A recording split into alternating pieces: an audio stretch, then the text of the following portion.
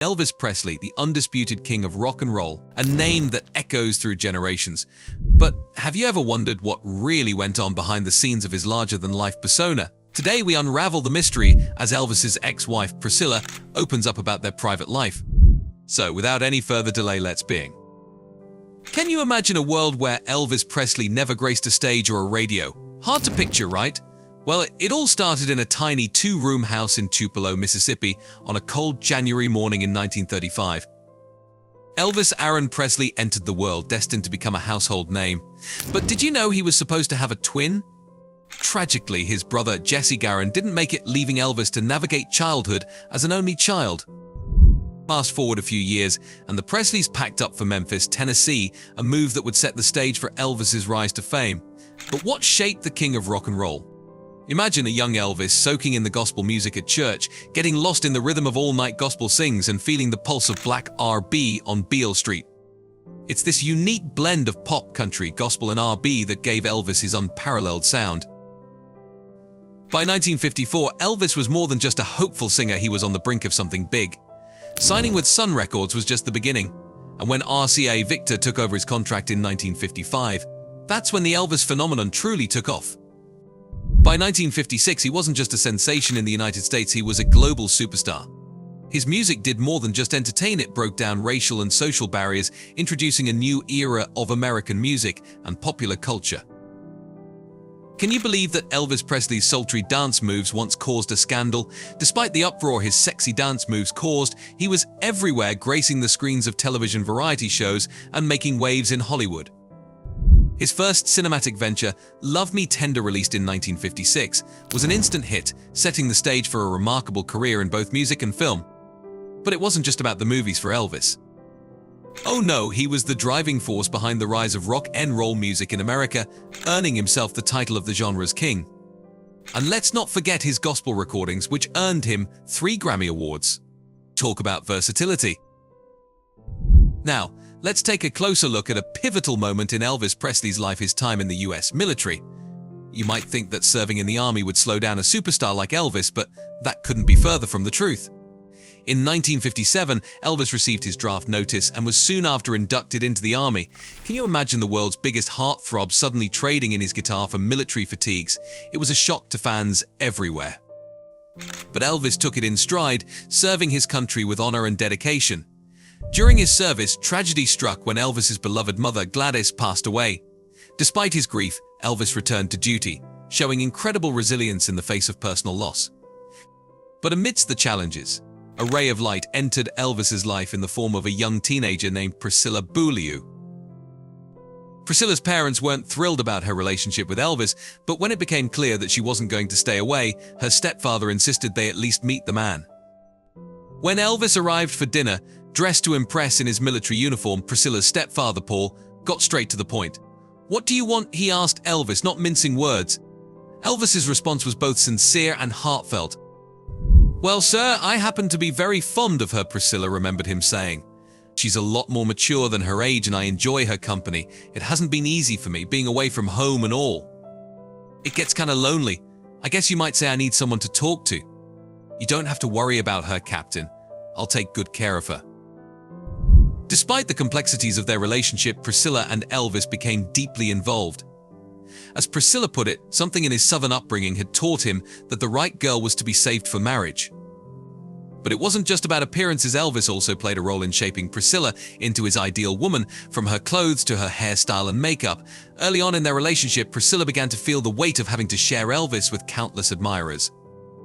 Priscilla said, "It was only late in the evening when we were in his bedroom that I was truly happy there. They would share intimate moments, kissing and talking for hours." Priscilla has maintained that they never had sex until their wedding night.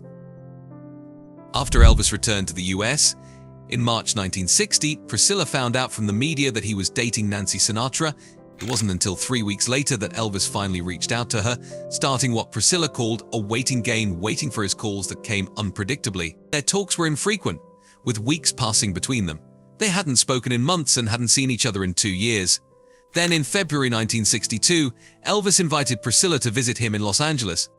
After convincing her dad, Elvis sent her a first-class ticket for a 2-week visit. During her stay, there were some restrictions. Although they spent time together at first, Elvis said she couldn't stay overnight at his place.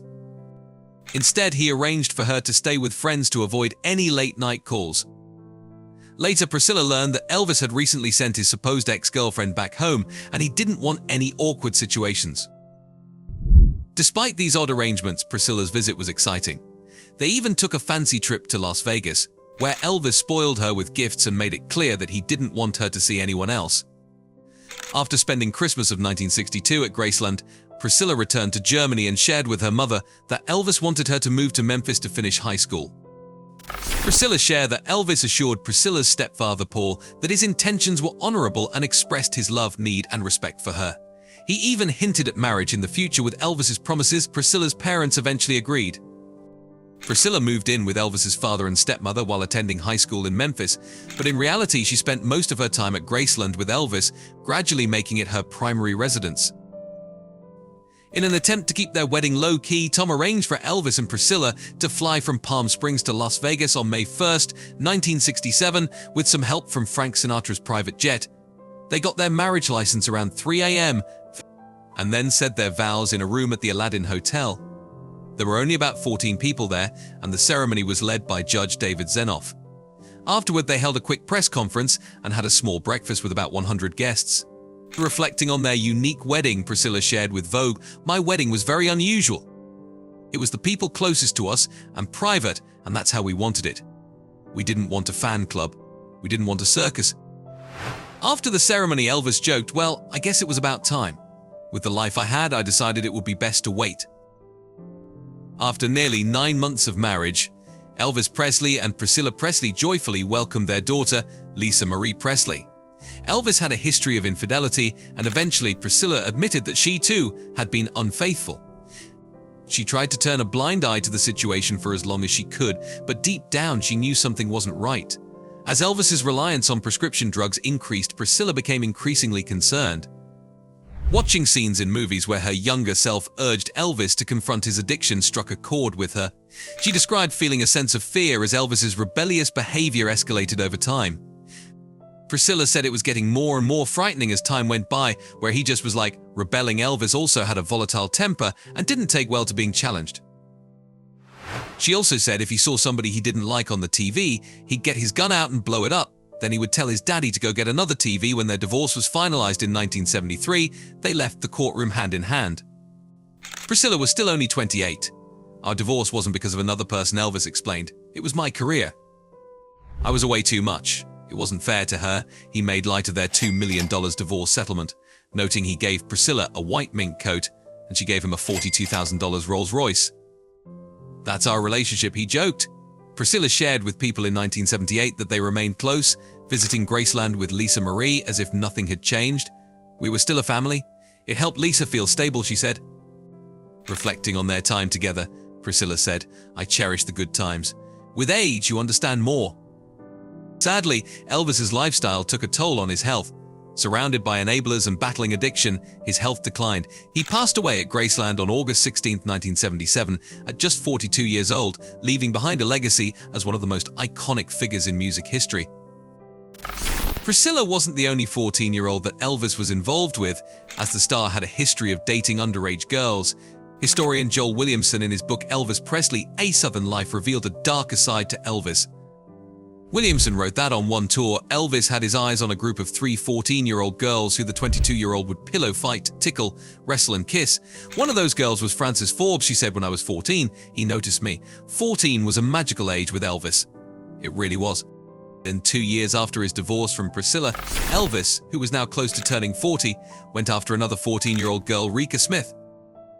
Alana Nash, author of Baby, Let's Play House Elvis and the Women Who Loved Him, claims that Elvis loved 14 and 15-year-old girls.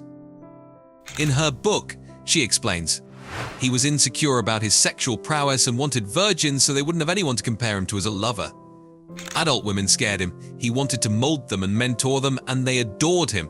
He didn't seem to worry that a fling with a child could land him in jail. We hope you enjoyed this video. Let us know in the comments which Elvis song is your favorite, and don't forget to check out our next video.